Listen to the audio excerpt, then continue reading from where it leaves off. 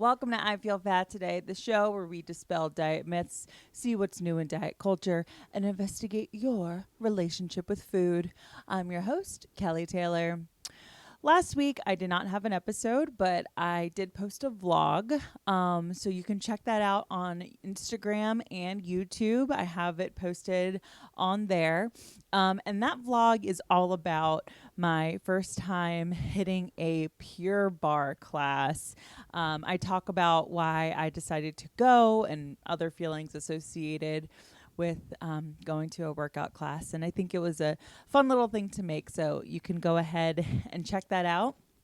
And of course, subscribe to us on YouTube at I Feel Fat Today over on YouTube, where we have full video episodes every single week, every single Friday for your viewing pleasure. Subscribe, like, comment, all the things. And then after you do that, head over to Apple Podcast and give us a 5-star review over there.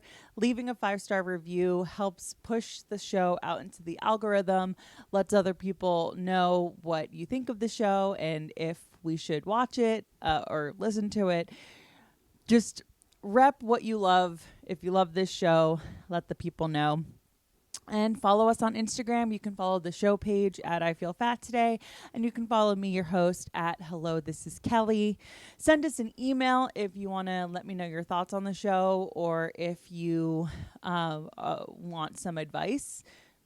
Send us an email at ifeelfattoday at gmail.com. And then finally, and most importantly, please tell your friends, if you're listening to this show for any reason and you are enjoying it, let your friends know about it. They might not even be someone that you think would be interested in talking about dieting or, the way it feels to exist in a human vessel, but they might. And so send it over to them. Tell your friends about it. It would mean the world to me. And that's all the housekeeping. Okay, so I have one more thing to talk about before I introduce this week's guest. And if you're not interested in this, please just skip ahead 2 minutes, maybe more. This is kind of long. I did write down my notes. So if you see me glancing down, it's just because I have some notes written out about something that I wanted to bring up on the podcast. Now, what I'm about to bring up, you may think I don't understand why. It has nothing to do with diets or bodies, but it does have to do with proper mental health. And it's also a special interest of mine. So basically what I am going to talk about is the fact that Bob Bryar, the former drummer of My Chemical Romance, passed away tragically. The news broke on Friday night, the day after Thanksgiving. And my initial reaction when I flipped open my phone after having been in a 3-hour-long movie, and that being the first thing I saw, was just, oh, God damn it. Because from what I had seen as of in the last year, and especially in the last few weeks, he seemed to be posting some really unhinged tweets and clearly was not mentally sound. So why am I bringing this up? Well, the band My Chemical Romance has been my favorite band ever, most favorite band ever. I discovered them when I was 12 years old, and they became my special interest. I was obsessed on every level. I tracked their every movement. This time of year during the holidays, my MySpace profile song would always be an MCR cover of some Christmas song. I was just obsessed. I've seen every interview. I've read every fan fiction. Every year on my birthday, I rewatch the tour documentary, Life on the Murder Scene. Just obsessed. And the first time I ever saw My Chemical Romance live, I had just turned 14 years old. And it was the record release show of the Black Parade, October 23rd, 2006. I will never forget the date, in Ford's, New Jersey at Vintage Vinyl. Shout out to my mom, because I did not have any friends, especially not friends with cars. So her being willing to drive me was, imperative for me to have this experience. But basically, they set up a stage in the parking lot and they performed the Black Parade front to back. And then they performed like another 30 minutes of songs from Bullets and Revenge. I screamed every word because, of course, I had already listened to the Black Parade ad nauseum. My soul had left my body. And then to top it all off, my mom was cool with us standing in line in the freezing cold for probably another 2 hours, maybe more, to come in and meet the band. And I got a picture and they signed my album insert. It was amazing. Anyways, I just want to bring that up to say, I feel like I'm qualified to speak on this just because of it takes 10,000 hours to get good at anything. And I certainly put in that amount of time into just learning everything about this band, learning everything about the members. Now, I say that to say My Chemical Romance had that effect on people. Their fan base has always been rabid, and I think it's comparable to Taylor Swift fans and the level of fandom that Swifties have when it comes to loving her. Now, what I want to say is that what I want to say about Bob Bryar's passing right now is that, number one, my heart breaks over the situation. It's so sad that he's gone, and it's so sad that what he may have been going through to get to the place of being so isolated that he passed and was not discovered for a while. So we're talking about extreme isolation, to not be discovered after being deceased for many days. The second thing that I want to say is the thing that stands out to me the most is the hate My Chemical Romance fans, mostly the ones that discovered the band after 2013, when Bob had already left the band, have had for him. And I'm saying this definitively. This does not mean I at all co-sign any of the things that Bob has tweeted in the past that were, racist or otherwise inappropriate. In truth, during that time I was in college, and I was going through sort of a rebrand and not completely immersed in My Chemical Romance drama at that time. Regardless, that time period following Bob being kicked out of the band became open season on Bob Bryar and hateful My Chemical Romance fans. Now, in following Bob's passing, Frank Iero, I've been a fan of this band for upwards of 20 years, and I will always struggle with his last name. But Frank posted a really beautiful tribute to Bob and went into a little bit about what their relationship was and what it ultimately ended up being. And in the tribute, he talks about a traumatizing event in Bob's life that involved the death of one of his animals. And that sent Bob down a spiral, ultimately resulting in his removal from My Chemical Romance and him being kicked out of the band. Now, all this is to say, when I first discovered My Chem in 2004, the byline of the band, if you will, was My Chemical Romance saved my life.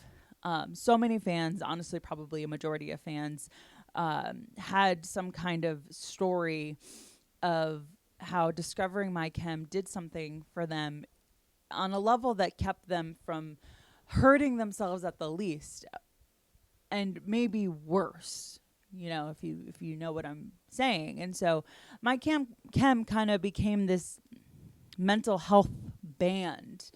And it was that same fan base that said My Chemical Romance saved my life that sent hate like real hate to Bob, who evidently was struggling with mental health issues. And I think that this should be a warning to society about how we treat people. I'm not saying that Bob was a saint at all, but do you really think that the members of a band that supposedly saved your life would tour and make an entire album, almost 2 albums, with a hateful bigot?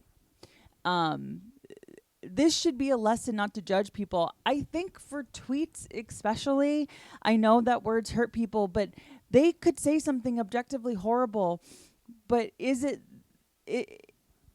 that who you know that person to be, even as a fan?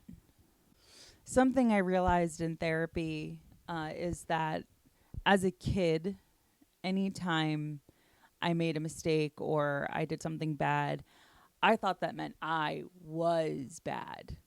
I forged my mom's signature on a series of tests that I had failed when I was in elementary school, and I got caught and I was in trouble, and I did a dumb, bad thing, but that didn't mean I was dumb and bad. Or, that time that I got into a horrible fight with a friend and I said things that were mean and horrible, and I didn't even believe the things I was saying, but it really tested our friendship, and thank God, she forgave me and we moved forward. And that's to say I did a horrible thing to her, but it didn't mean that I was a horrible person. And I think really when I look at something like this in the most simple of terms, like, can someone say or tweet something objectively bad, but you forgive them? Or are they bad for forever? That's just my 2 cents. Rest in peace, Bob Bryar. If you would like to take a dive a little bit deeper into the complicating being that Bob Bryar was, you should check out the TikToker Franny Stein. I will link her TikTok in the bio, in the description of this show. I really implore you to check out her page and content about the band's history if you are if you like nerding out on My Chemical Romance as much as I do. And if you are skipping ahead through what I just went on, now is when I am bringing on my guest. Stop skipping. You can stop skipping because I am bringing on my guest. She is a returning guest, looking a little bit different these days from when we first were introduced to her. Please welcome my guest to the show, Mae Planert. He is. Are we rolling? We are rolling. We're Hi, good. everybody. Welcome back. We got Mae Planert here. Returning guest. Yes. One of few returning guests. I think the only returning guest I've ever had, I think, is Joe. Okay. And that's because he lives here. Yeah. And sometimes he fills in for me because I'm like, I don't have anybody. And he's like, let's chat while being recorded. Somebody. You are somebody. Yeah. Yeah, a little different than the last time I was on the show. I am massively pregnant. Yeah. I'm 8 months pregnant. 8 months pregnant. So Mae was the first guest we ever had on the show. Oh my God, is that true? Your episode number 1. Wow. Yeah. And if it were not for Mae, this podcast may not exist because you really were one of the cheerleaders. Oh, this is the best podcast in the world. cheerleader You to guys be need like, to tell your friends about this podcast. Thank you. Yeah. You hear the woman? Yeah. So I'm so glad you're coming back. But I thought it was kind of got the idea to have you on because you are in such a different place. Oh yeah. With your body, especially. Yes. You know, so my body, my mind, my spirit, everything's different. all of it. Wow. Big things happening. So is pregnancy what you expected?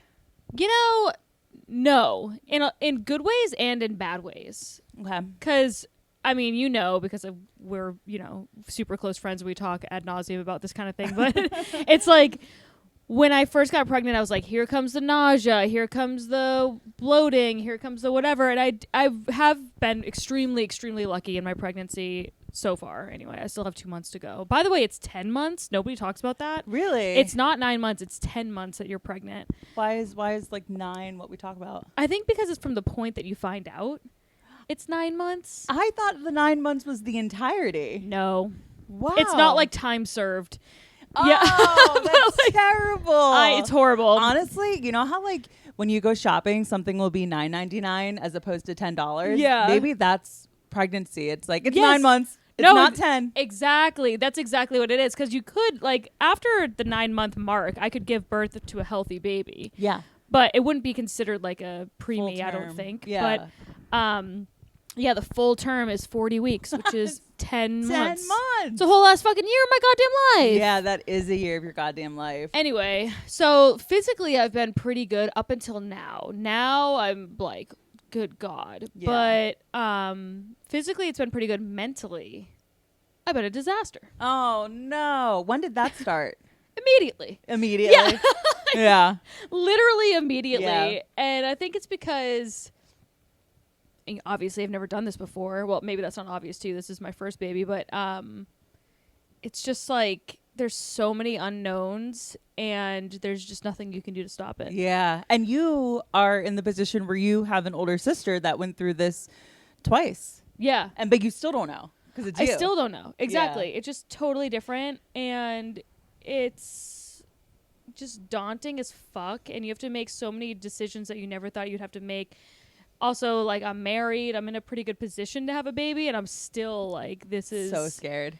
This is scary because you're like, how's it going to change our relationship? Mm-hmm. How's it going to change my life? How's it going to change, like, my freedom is going to be a lot different for a long time. And you have to make so many fucking sacrifices and my husband's not going to have to make any, really. I know. I remember you were, you had told this one story, I think it may have been about your sister or a close friend, where she ended up having a discussion with her husband about how, you know, he became a dad when the baby was born, but Yeah. she was a mom When the day she found out she was pregnant. Yeah. You know, and like, of course, you know, when couples are pregnant, like before the baby's born, it's you say to the dad, hey dad, you know, but it's not the same thing. No, at it's all. not. That's what they always say. And, you know, what's funny is I read this parenting book from France because they're such fucking hard asses over there. I fucking love French culture. They just are no nonsense.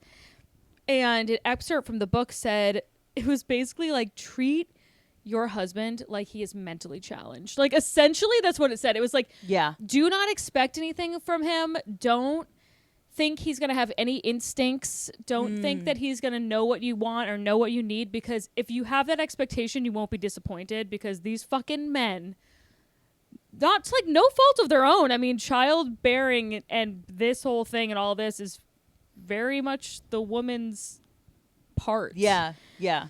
So, or trans men, whatever you want to say.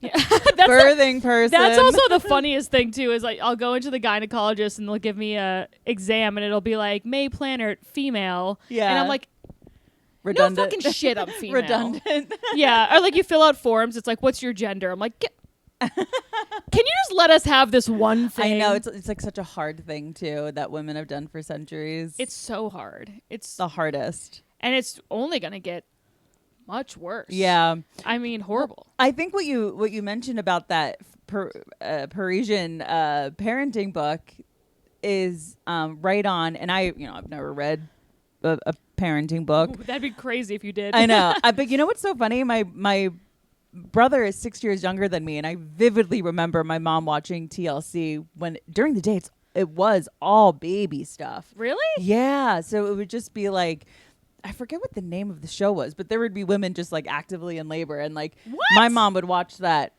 Oh wow! Any chance she could, yeah. So I have vivid memories of like watching baby stuff when I was like a kid. But anyways, I'm wondering if in like a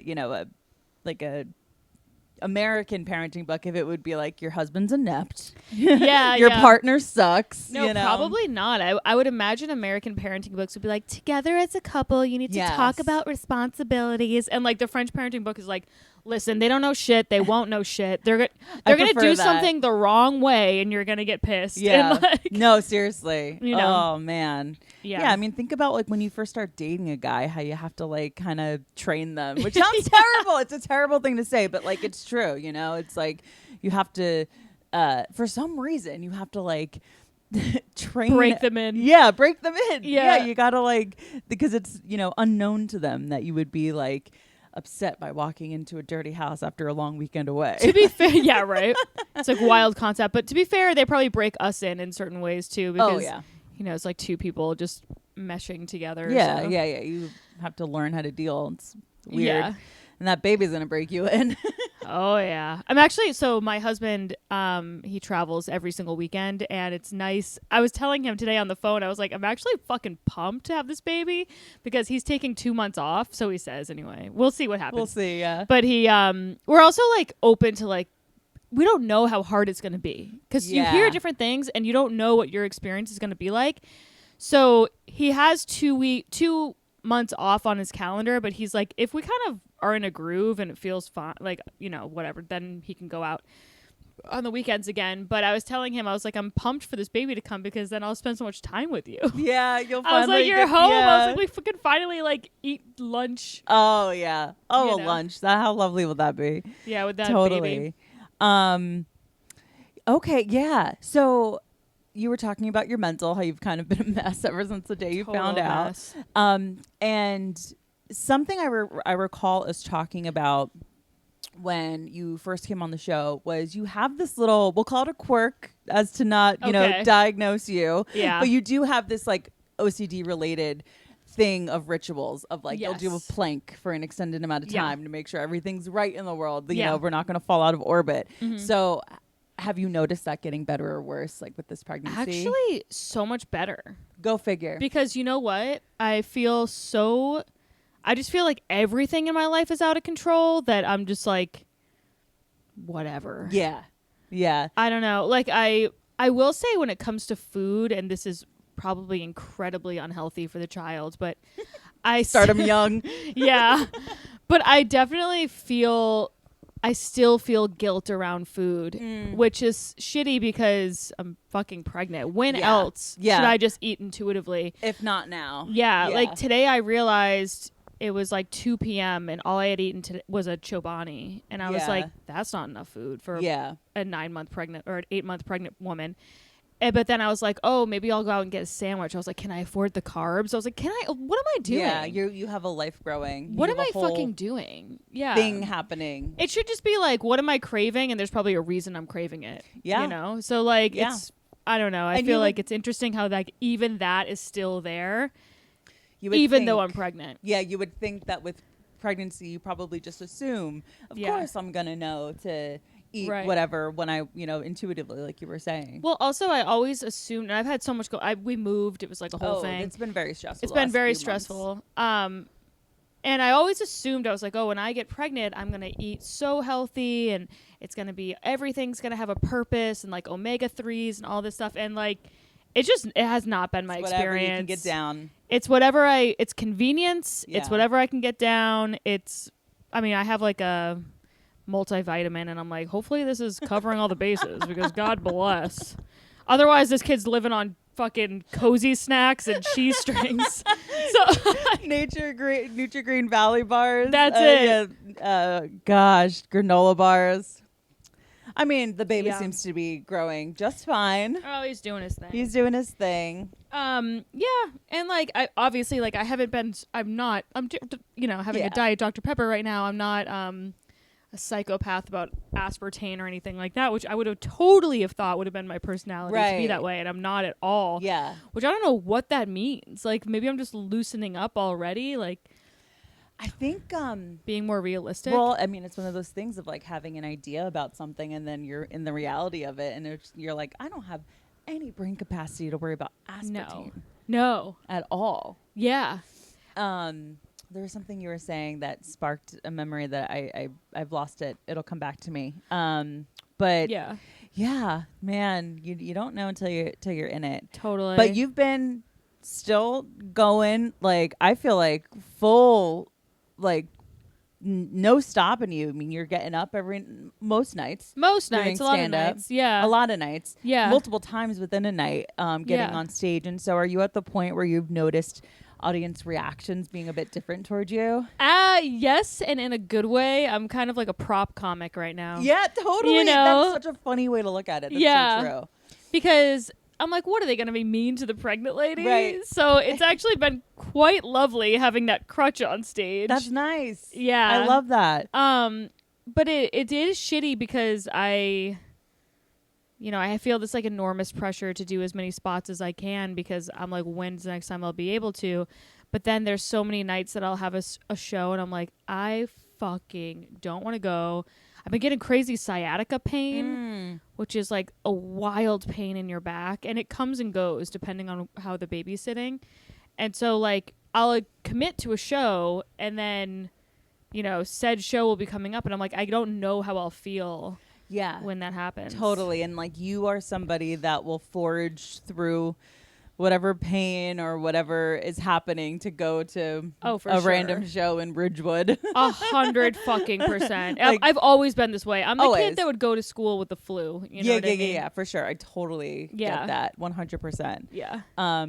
I also thought before I was pregnant, I thought that I would be doing a lot of exercising and stuff like that. And I've really fallen off the wagon there. And I think it's just because the place I moved into has stairs, and I'm like, I can't. That is too much for me. Yeah.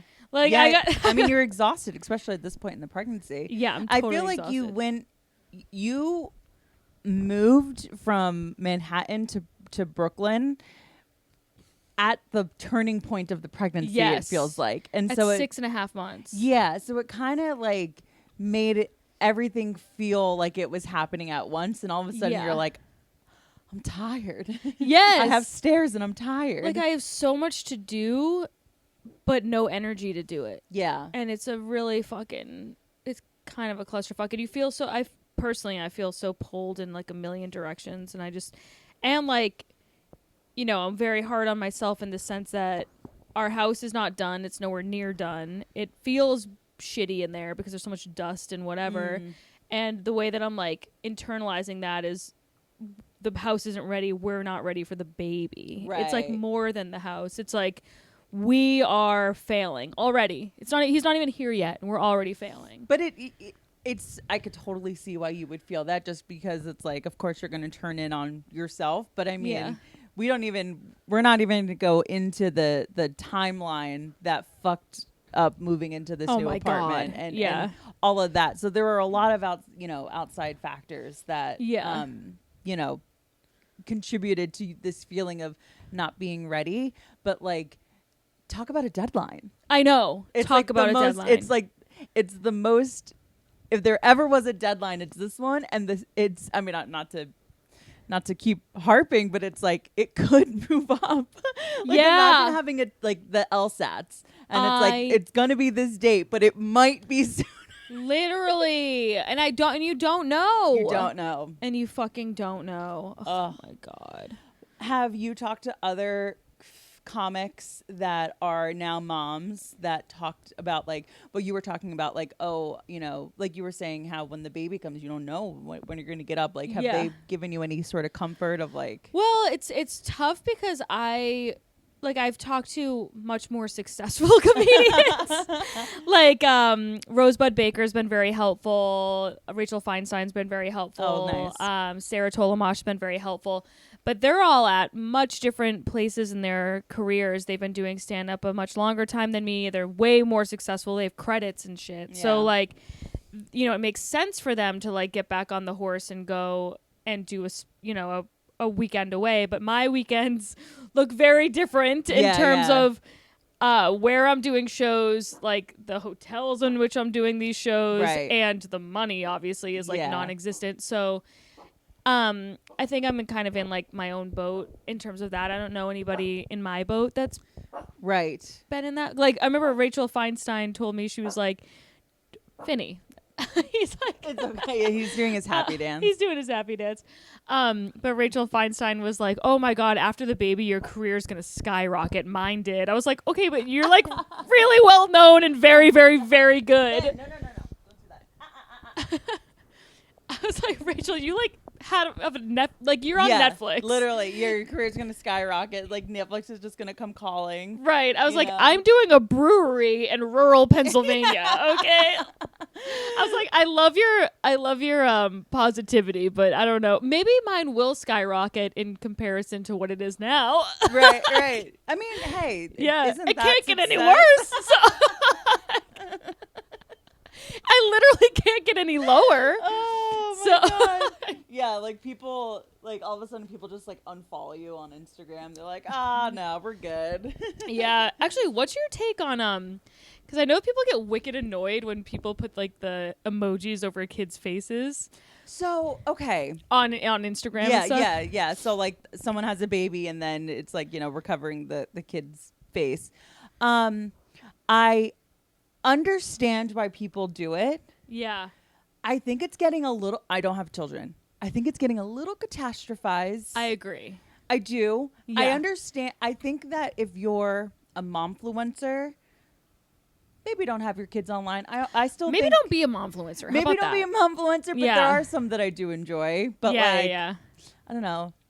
There's some horror stories. Yes, but there are. I think that people that didn't put emojis and like keep kids out of the camera to start, if they didn't initially do that, they only did it because of like pressure from like the audience being like, you're a horrible mother. Yes. For doing that. Yes. You're sex trafficking your child. Like, right. I think there was like a super popular momfluencer that had like these twins that she like randomly got pregnant by. Like dad wasn't around. I can't remember her name. But Oh my God. I know. Oh God. Terrifying situation. Yeah. But she, kind of, life gives you lemons. You become a TikTok star. I guess so. Yeah, and she was a fun follow. And then all of a sudden she came online and she was like, I'm not going to be showing the kids. And she didn't necessarily say why, but like every time I was in her comments, It was pressure. It was pressure. It was pressure. And so I totally respect people's choices to not show their kids' face or whatever. But let's be real, if the reason why they're doing that is because of pedophiles being on the internet, which of course they are, but if the reason why that's happening, covering the kid's face isn't going to stop someone from abusing your child via image. They're just like in a two-piece bikini. Yeah, their little pot bellies out. And you know what those pedophiles feel about those pot bellies? Oh, they love the pot Love bellies. the pot bellies. Oh yeah, I had a huge pot belly. Oh yeah, As a kid. It's Yeah, as a child, it's like you the must. body shape of a little Yeah. girl. But yeah, I don't know. What's your feeling? I don't know. So my husband's like in the limelight a little bit, and my Bill Cosby. husband's Mark Normand. If anybody doesn't know that, but so I'm kind of conflicted because I don't want people knowing who my kid is. Yeah. But I don't know. He's not that fucking big. I know, for sure. But also, I don't know. Mark is like, he's like, it's weird because if he's really little, like if it's just like a really cute baby photo or something, I don't mind that. And I was like, I feel similarly, but then it's like, where do we cut it off? It's like all of a sudden it's like, wait a minute, you're too hot now. Yeah. He's like 2 years old. I'm like, okay, well now he's sexy. So like we got to stop posting him because I agree. Like if you post a baby, it's a fucking baby. You know what I mean? For sure. So I don't know how I feel about it. I guess you'll figure it out. I guess I'll figure it out. Yeah. It reminds me of like remember those ads in the 90s that would be like, don't have, there was basically like a pedophile and he would be like, oh, Bob, because like a kid would be like, my name is Bob. Oh yeah. And so it's like, don't have your kid's name on your shirt. Right. Or on their shirt or whatever. So it would be weird. I don't know. If like someone like recognized my kid on the street from my Instagram, from Mark's Instagram or whatever. Yeah. He doesn't need to be online in that way. Totally. Also, he is, I feel very, very strongly about him not having, it's a boy, him not having social media until he's like 16 or something. I know, but how do you enforce that? enforce Can't. that? Because I was a gremlin on MySpace at like 12. Of course. I know. But the internet was a different place. Like, I think about all the time how like I would be up until 2, 3 a.m. just like I am now on my phone. But when I was in high school, I'd be up to 2, 3 a.m. on the computer. Like, I literally would sit at my desk, you know, and then it would be like, fuck, I gotta go to bed, you know. And then I never struggled going to sleep necessarily because I would just like power down the, you know, computer and then the desktop and then go lay in bed and you know, wake up for school. Whereas now it's like we have our phones in our faces in bed all the time, always, you know. always. Like, I was in a therapy session today and I got a text and I like completely broke my train of thought with my therapist. And like, there are blockers and stuff, do not disturb and all that, but like, it's just different. It's just the internet's a different place, and it's a different place. Access is completely different. You know, my parents didn't know what I was doing up there. You could have been flirting with all the pedophiles. Yeah. Catfishing men on AIM. It was so fun. Amazing. Come on. I just worry about, I mean, so many things like Reddit threads. I know. And having them be like a conspiracy theorist. Yeah. Oh, it's so scary. How do you not make your child an incel? It's so it's literally so terrifying. Well, did you see? This is like so sad, but did you see that there was a kid who recently unalived himself? I think this is a term that we're supposed to say. Yeah, the internet. Because he was flirting with this like AI chatbot, and the chatbot was like encouraging that. Oh. Gosh, a girl went to jail over that. Yeah. Remember that? Yeah, she was from Massachusetts. They were both from Massachusetts. Yeah. It was a Massachusetts story. That was crazy.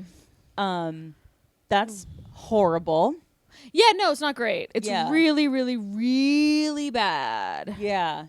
And it's like, you don't want to stunt them socially. Yeah. Like, you know, like right. Whatever the fucking social media will be of the time when everyone else has it. Like, you don't want to necessarily not let your kid have that, and you don't want them operating in secret, but you also need to have some kind of parameters. There's got to be something. I know, because it's hard, and you also don't want to limit it so much where it's like, no, you never do this, and then once they get their hands on an iPad, it's like, forget it. Yeah. Oh, forget it. So there has to be like anything else, moderation. But I mean, I'm addicted to my phone. I am actively addicted to my phone. I don't walk into a room without my phone. I don't go to bed without my phone. I don't wake up without my phone. I don't shower without my phone. I have a podcast going while I'm in the fucking shower. Like, no noise, no silence ever. No silence ever. I don't want a single thought. Not one thought ever. Not once. Yeah. No, thank you. I'm good on those. I'm all good on that. Because the thoughts are still happening in the background. Wow. I know. It's like I'm trying to listen to a podcast. Don't you hate that when you tune back in and you have no idea what's going on in the podcast and you're like, oh, I've been stewing. Oh, yeah. In this fucking hideous brain for a long time. I gotta rewind. I actually feel like this was a theory I had, because whenever you talk to a parent, they're always like, oh, you have no idea what you're in for. It's really hard. It's really challenging. But it's phenomenal.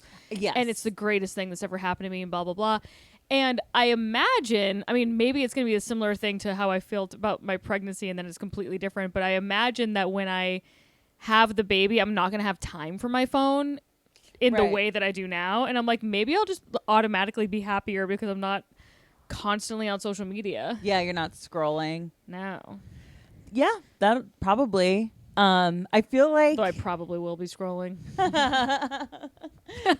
Becca Stevenson is a former guest of the show and new mom. Yes. And she has some fun posts on TikTok about like being a new mom and like how you know, like she's like, when I was going to be home with a newborn, I thought that I was going to read a ton. Yeah. And all this shit. And she's like, no, I get 15-minute increments to get anything done. Yeah, so it's like, if you are scrolling, it's in a 15-minute increment. God forbid. God forbid you have some mental respite. That reminds me, actually, I have to text her back. She was texting me about parenthood. Yeah, she's probably a good resource. Yeah, she just had a little boy. So yeah. We can get our our little fucking potatoes together, and they can sit there and do nothing and then poop their pants. I love that. Yeah. How fun. I am selfishly excited to hang out with the baby. Yeah, it's gonna be cool. It'll be cool. It'll be cool. This is like a really weird thing to want for my baby that hasn't even been born yet, but I hope he's tan. Yeah. Mark's pretty olive skinned. Yeah. So hopefully he gets Mark's complexion, because I'm like fucking, I am Casper the Ghost right now. I think I'm like paler during pregnancy. I can't. Really? Yeah. I feel like last winter I don't remember being this pale. I'm like, whoa, I am fucking pale right now. I was gonna say, didn't you just get back from your honeymoon? But that was the winter before. Yeah, like, yeah. Like, well, Africa will do that. No, I am like pasty as fuck right now. Like, I mean, there's so many beauty treatments that you cannot do. Like maybe you just like. I mean, no, I guess you're not intentionally staying out of the sun. You're just sun hasn't been out. It is. Rigid. It is so cold. I know. About time. Let's yeah, be it is real. about time. It's like 30 degrees or something. Yeah. Like that. My fucking heat wasn't working in my house last night. Oh, I was so it's mad. Always something. There's with this always place. something. There's You always know? fucking something. It just doesn't feel like I'm like trying to make a house a home, and it doesn't feel right yet. And so it's just stressing me out. Yeah. I don't know. Yeah. Like I said, outside factors. Yeah. Okay. Have you been feeling any familial diet pressures, like when you're with like your mom or your aunts or anything like that? Are they like, don't have asparagus, it's bad for the baby? No, I was with Mark's family in New Orleans for Thanksgiving, and they were asking me like, do you have any cravings? And I was like, yeah, I've been eating a lot of pudding and string cheese. And I think they were kind of like I think they were horrified. That sounds amazing. Yeah. It's a perfect pregnant woman's meal. And then I when they came to visit not too long ago, I had like 1,000 Diet Dr. Peppers in the fridge. That's so mad. I had so fucking, I had literally like 30. And so I think they think I'm like poisoning this kid. Literally. Because to put it into perspective, their other son has 2 daughters, and they're all vegans and are like eating only local organic. And then I'm just sitting here. And then for Thanksgiving, I requested, she was like, do you want to bring anything? And I was like, well, we're staying in a hotel, but maybe I'll cook like Campbell's green beans, the green bean casserole. And I got there and she was like, I just couldn't do it. So I made different types of green beans. Oh my God. And I was like, I thought I was very clear that I wanted these white trash green beans. Yeah. I thought I was explicitly clear about that. Oh my God. So not so much, funny. I mean, it would be unfair to say that I feel pressure from them, but I do think that they were a little bit like, is this kid gonna be fucking retarded or something? Yeah, like, how is this kid gonna come out? Yeah, with like an arm out of his head. Yeah. He just comes out like a dog dipped in formaldehyde. And it's so funny because in my regular life, I feel like I'm pretty well rounded. Like I'll have fish, I'll have grains, I'll have salad most of the like. And I don't know. I just can't get it together. I just can't. I think you, I mean, this is an outside perspective, but maybe you just don't have the mental capacity to be so thoughtful about food. Yeah, I'm like, days. whatever, dude. Yeah. And I've been really loving just like cheese and dairy of any type. I've been really, really wanting dairy. And like normally I don't really fuck with that. Yeah, normally you're pretty good at avoiding it. Like almost intentionally. Like, oh, I'd rather not deal with you know, the fallout from having dairy, but now it's just like, fuck it. Well, you know what's crazy is that I haven't had any diarrhea. That is insane. It's insane because I typically have an unbelievable amount of diarrhea. Yeah. Like mostly every time I shit is diarrhea. Yeah. So maybe I shouldn't be eating fish and grains and salads. Right? Stick with maybe the pudding and string cheese. Yeah, this whole fucking time I should have been living on string cheese and pudding. Yeah. Don't work out. You don't need to work out. The idea of a salad right now, I fucking hate it. Really? Hate it. Like I could do like a loaded salad, but the lettuce just gets in the way. Right. Like I'd so much rather just have like carrots and hummus and then a bunch of fruit or something than have like a green leaf salad. It's just not my thing. Yeah. Not right now anyways. I know you said that you haven't been able to work out, but you have gotten some workouts in. Have you gotten any side eyes or any like judgments coming from people? I have, actually. Let's hear it. You know what's fucking bullshit is that there's this Pilates studio right down the street from me. And I just moved to a new neighborhood in Brooklyn that has no fucking gyms in it. It's like the weirdest You would neighborhood in think that way. Yeah. That wouldn't be the case. I know. Yeah. It has 2 like big gym, like if you want to go to a gym. Yeah. But they don't have I'm on ClassPass and they don't use, there's not a lot of studios. You're a class girly. Anyway, so these fucking studios will have like prenatal classes and I can never sign up in time. So then I go to the regular classes and it's like a fucking Pilates class. It's really not that hard. It's just, it's whatever. And they yell at me. They're like, we have these, they like get so angry that I'm there. And I'm like, okay, but if you're going to offer 2 fucking classes for pregnant ladies and we live in a part of Brooklyn where every single person I walk by is pregnant. Literally. Like, you need more classes. It's bullshit. And it's like, instead of just being like, we have these classes, just, sorry, I made your job harder by making you explain give something me differently. The prenatal version of this, I know. I've also done berries very pregnant, and that's been okay though. Because really? Yeah, because obviously I'm not running. I just kind of stroll leisurely. Yeah. Yeah, it hasn't been bad. Yeah, but then my legs were wicked sore and I couldn't walk up my fucking stairs. No. God. I have read that the act of childbirth is the equivalent of running a marathon. Really? That's what I've read. Wow. I mean, it is many hours if it's a long one. It's going to be horrible. Yeah. I mean, you went into pregnancy having a healthy body, so yeah, that's good. Yeah, we'll see. I don't know. No one's going to be like in the hallway like, yeah, Mae, you got this, Mae, keep going. It's going to be so fucking bad. Is Mark feeling any kind of way about being in the delivery room? Well, it's been a kind of a reoccurring joke because he doesn't understand that a due date is just an estimate. So, of course. And he's working all the way up until the due date, which is fine because the first baby usually comes late, if anything. I think it'll be okay. But the joke is right now that he's not going to be in the delivery room and he's going to show up and I'm going to have... Which, honestly, like, I was talking to my boss about it. I was like, I really feel like Mark's going to miss the birth, which is, like, kind of fucking hilarious. But my boss was like... Honestly, like I had my husband in the room for both births and they're useless and you're mad at them. Yeah. So she was like, whatever. You don't fucking need him there. My mom and dad agreed. My dad will be in the hallway. Like, yeah. He's like, I'll be right outside the door. Wait, really? Yeah, he's just too squeamish. No way. Yeah. God, and that's crazy. And my mom's like, I'd rather not deal with you fainting. Like, I'm very, very strict on I don't want Mark to see my vagina doing that I thing. think most women are like, don't look at the child coming out. Don't look at it. It's like embarrassing for me. Yeah. I mean, childbirth in general, it's a whole to do. It's a whole thing, I mean, it's disgusting.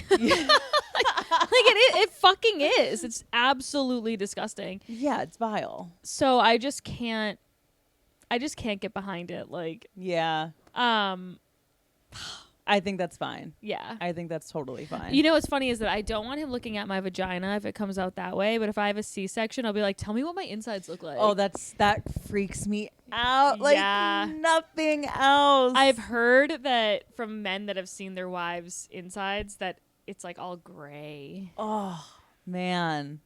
Yeah. It'd be all like red with blood, but also the organs are gray. Yeah.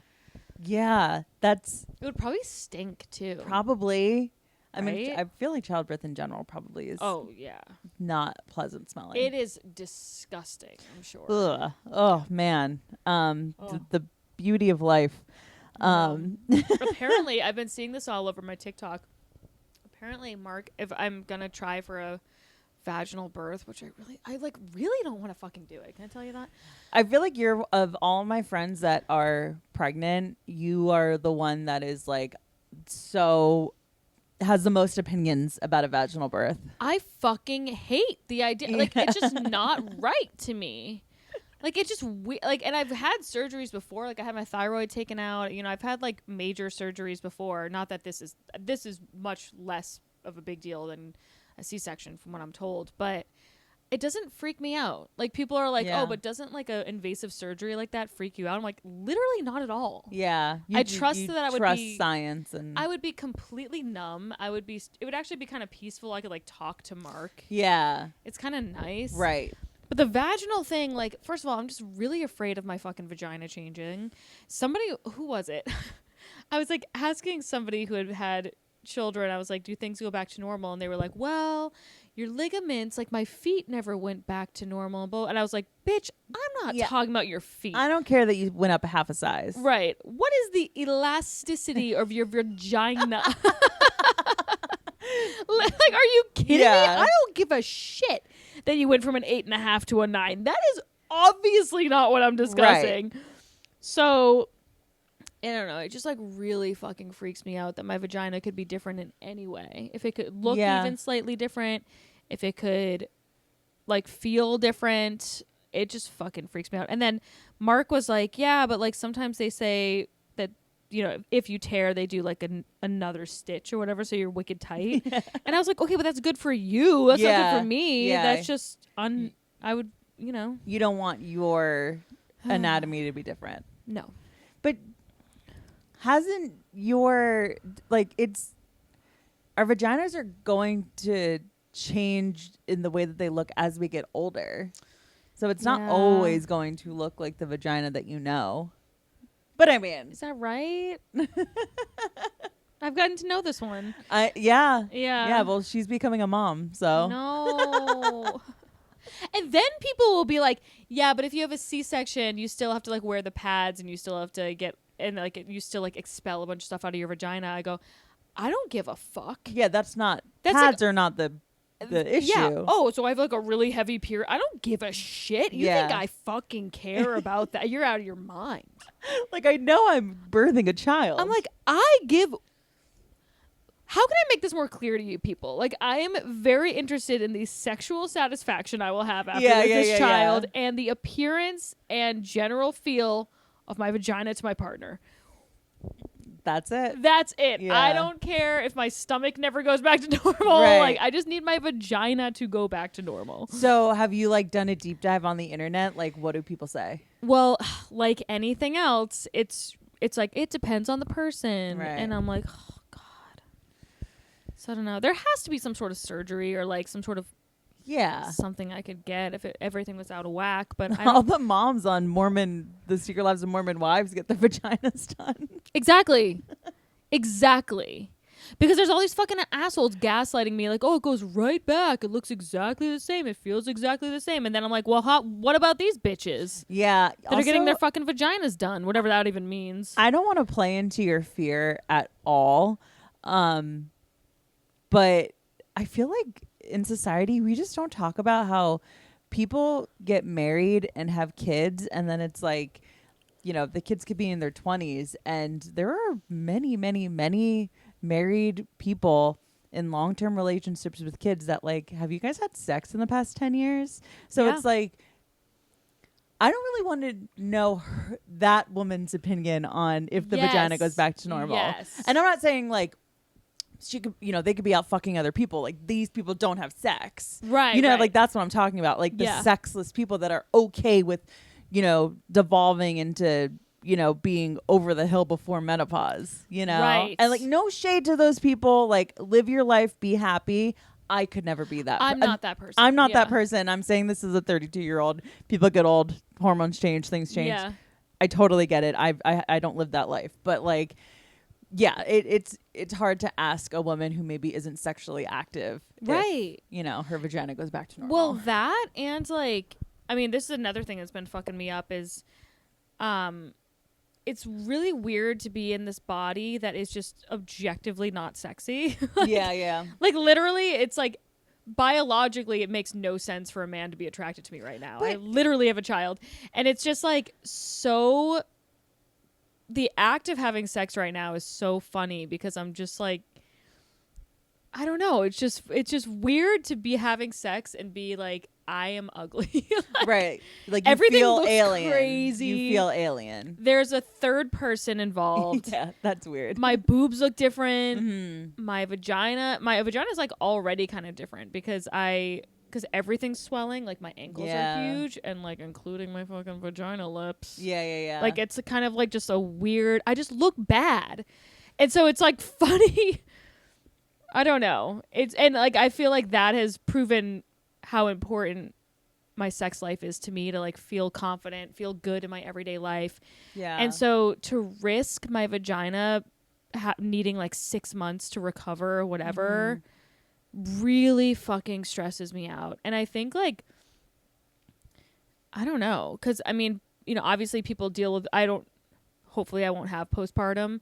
Obviously you don't really know until you're in it, but I can't imagine that someone's vagina being fucked up is helping the situation of depression. No, for sure. Yeah, You know? absolutely. I mean, talk about your self-esteem taking a hit. I mean, you already have so many, but also your perception of your vagina could be different when you do have a baby and like the hormones are surging and everything's confusing. Like it could look and be normal once it's healed, but like your hormones are telling you like you have body dysmorphia about your vagina. Yeah. Vaginal dysmorphia. Yes. You know? Totally.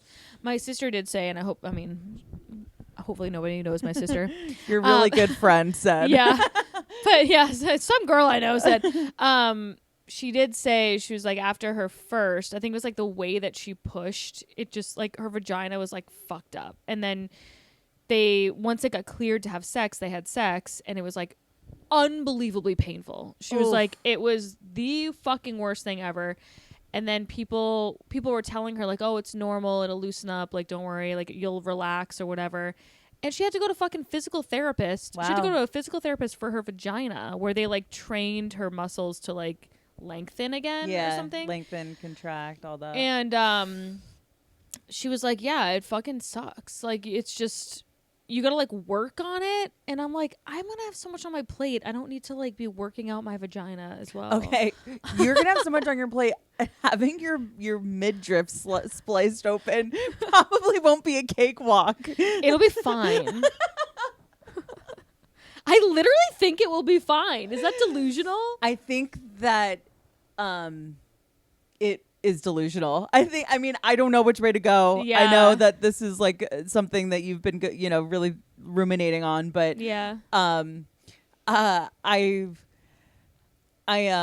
feel like the body, it's the most natural process to have a baby come out of the birth canal. And like, that's what the body knows how to do. And modern medicine has led us to C-sections, which thank God for those, hey, you might not even have a decision in this. Thank God. Hopefully. You might not even have a decision in it. Whatever happens is meant to happen.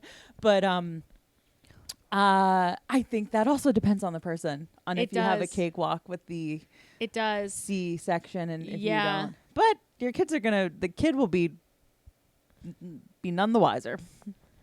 I think it'll be fine. Yeah. We'll see what happens. Yeah, we'll see what happens. You got to manifest. I am having a C-section. Yeah. I loved my C-section. It was the best C-section ever. I literally make it so. I mean, truthfully, like in today's day and age, I feel like most people have pretty positive C-sections. Oh, yeah. Like back when our parents were having C-sections, they were crazy. It was beyond medieval. And you would see like, women in bathing suits and you'd see the crazy scar and all this shit. Like now there's like a tiny little scar. It's not that big of a deal. Yeah.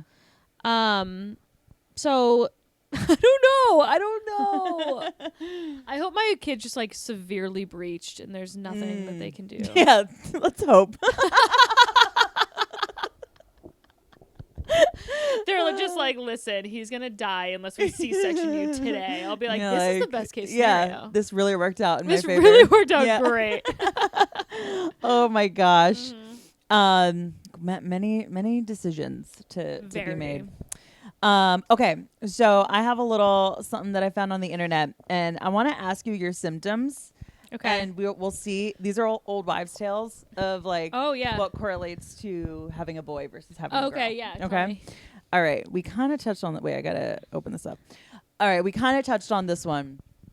How has your morning sickness been? Non-existent. Non-existent. Yeah. That indicates you're having a boy. Yes. Have your cravings been more salty or sweet? Sweet. Ooh, that indicates a girl. Oh, interesting. Heartburn, consistent and intense, or mild or non-existent? Intense but not consistent.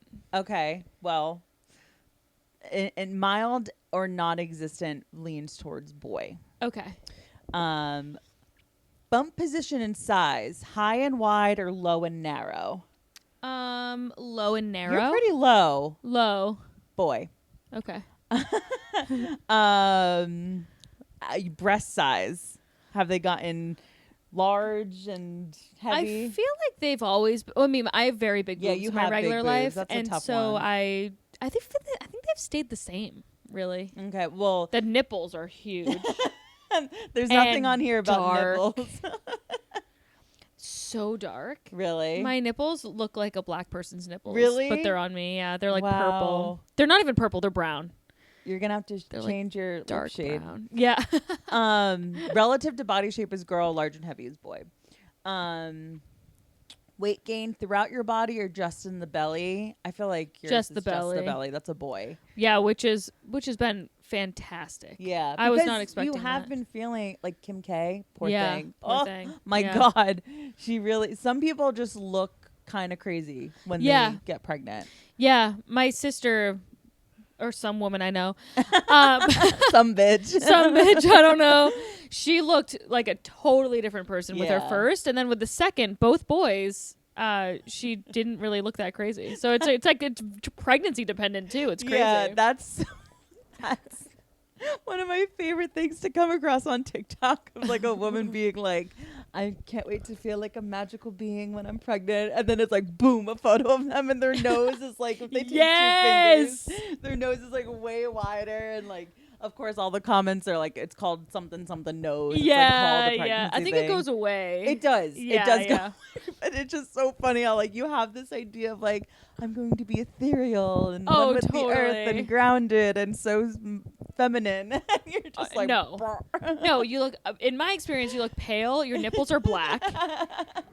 I got a mole removed because it had grown so much, and it came back already because it's like growing again. That is insane. I know. I'm so used to seeing your face that like I never noticed. Yeah, you but, see, like, it's back. That's crazy. I know. Wow. So anyway, I talked to the dermatologist, and they were like, they're gonna do something else, but after the baby Yeah. comes. You know, what's really funny is that I'm gonna get that done, and then I'm probably gonna get like Botox and maybe some like chin lipo and all You're this gonna shit. look crazy. And then the baby's just gonna be in the bassinet, and I'm just gonna be over it, like with all my bandages all over my face. And he's like, "Who are these fucking aliens Seriously. that are taking care of me?" That's another thing I saw on TikTok where there was something emotionally, developmentally can stunt a baby as if like a mom is like, you've seen that? Yes, I have. Where So like a mom that doesn't smile or anything. yeah, if you're not like emoting to the child because you've had too much Botox or whatever it is, or you just like are undiagnosed postpartum. right, it'll really fuck them up because they want that reaction.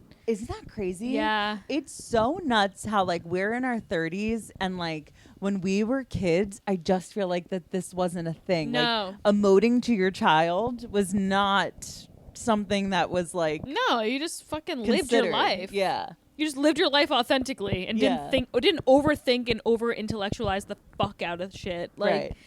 I had a Take friend your who baby to the beach. I had a dear friend who's being so nice, and she gave me this like book about feelings, and it was like, oh, to teach the baby about what the word like cozy means, and I was like, he's gonna like, you know what? He's gonna figure it out. Okay, he doesn't need to know these like. As long as he's in a loving house, which he will be. Yeah, it's gonna be all right. Yeah.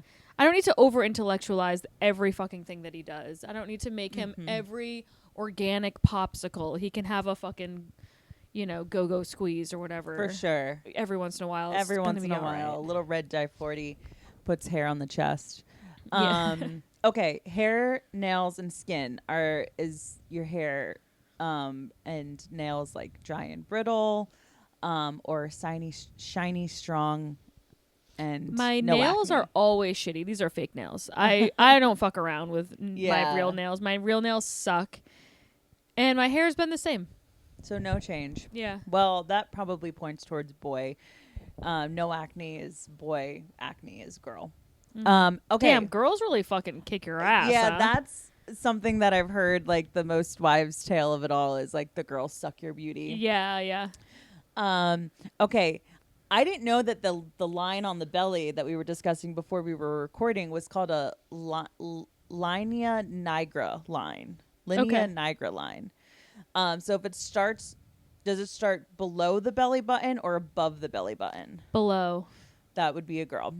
Oh, interesting. And then what's your preferred sleeping position? Do you sleep on your right side or your left side? Oh, I don't really have one. I sleep on both, and my fucking hips are killing me all times. It's horrible. Just horrible sleep. Well, Terrible left side's. Well, you also have the sciatica. Yeah. The left side's a boy.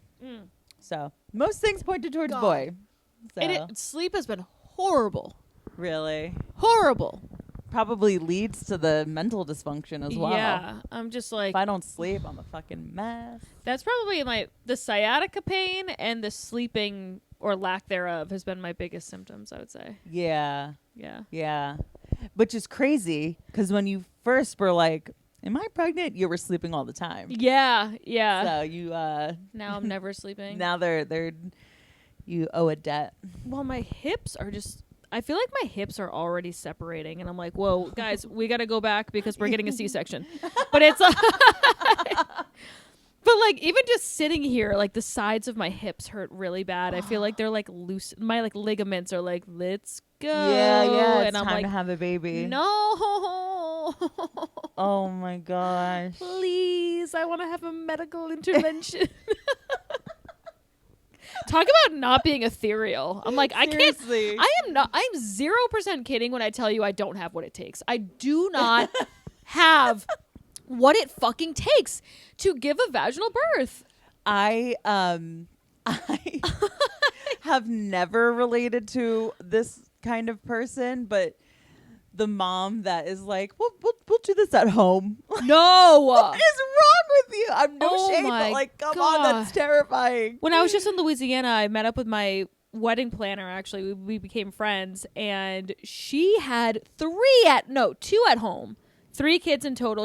The first one was at the hospital, and then she felt confident enough to have the second 2 at home. Oh, that's so scary. No medication. Oh my No gosh. epidural or anything. I was like, you're fucking nuts. And she was like, yeah. She's like, it just like worked out better for me. I was like, I don't know. Some people are built different because this is the same person that was in a really bad car accident weeks before your wedding. She was there, buddy. Like she was like, it was like, oh shit, the wedding planner might not be able to be at the event. That kind of sucks. And she was there. You wouldn't think anything happened. No. And by the time my wedding happened, she was out of it, but she had like a neck brace. It was like she was airlifted to the hospital. Yeah, it was like a very, very, very serious thing. Built different. She's insane. She's crazy. Seriously. Like, what the fuck? I was like, shout out to her though. She's so cool. She is cool. But I was like, you and I have different philosophies on getting a child out of your body. Mine is I would prefer to barf it out. Yeah. Oh. I really would. Yeah, why is I'm already that bad an at option? blowjobs anyway. Might as well fuck up. Who cares about this hole? Who cares about this hole? Man. Anyway, it's gonna happen. Anyways, and then we'll have to have you back on once you've had the child. Yeah. Oh and my you can God. bring him on this show because we don't get any listeners, so it's not many people will see the baby. Yeah, that's true. He could be sleeping in his little DockATot, and I'll be like, that came out of hopefully my stomach and this scar, and not the other Hopefully thing. you were pulled out of me. Yes, and presented. Oh, I also don't want to deal with like the cone head. I don't want to deal with any of that shit. There is a lot to deal with. You know what's going to be really funny, and I've told you this already, is if the baby is ugly. You know, the newborn babies are typically really ugly. That's not a secret. Yeah. And so I was like, it'd be really funny if you think the kid is wicked ugly, but you just can't say anything to me. Because I was like, lie to me. Literally would never. Because I was like, postpartum, when my hormones are crazy, if like you were like, yeah, he is kind of ugly, I would be like, get the fuck out. Yeah. Of my house. I would expect nothing less than Yeah. that reaction. Because Yeah. come on, I made this thing. I made him. It'd be like, I made you a cake and you're like, yeah, but it's not decorated well. It's like, bitch, yeah, right. I worked hard on this. Yeah, exactly. You know? It is absolutely amazing what women can do. I mean, I haven't been doing you don't think about it. It's just, he's just like baking. It's so insane. I didn't have to do anything. And I have Yeah. a full man in my, there's a man in there. there's a man. And That's- he's got like a fucking hot tub, man. I am like big. I was like looking at myself He's in like, I'll take the penthouse. Yeah, I was like, this guy he's got a lot of room. He's got multiple bedrooms. He's got maybe like a 2-bed, 2-bath. You're at the stage now where when we hang out and you wince, I'm like, Yeah. what's happening? no, like I'm literally. like skittish around you now. I know. I know. You're like, imagine my life. I fear every day I'm gonna go into labor. I was on the phone with my mom because we were joking about how Mark's probably gonna miss the birth, and I was like, how do I know if I'm going into labor? She was like, Oh, it's honey. not a secret. Yeah. She was like, you will know it. Let me tell you something.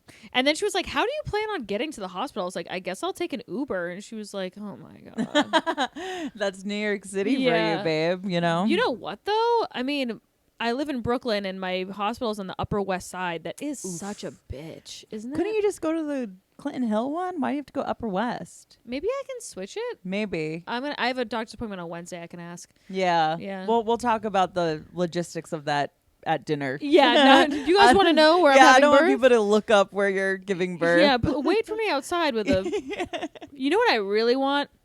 Nice pajamas to walk out. Yes, with. for Nice sure. Pajamas. I want nice pajamas, and I want to wear them with my big fur coat, and then get a photo of the three of us together. So cute. Yeah. Yes.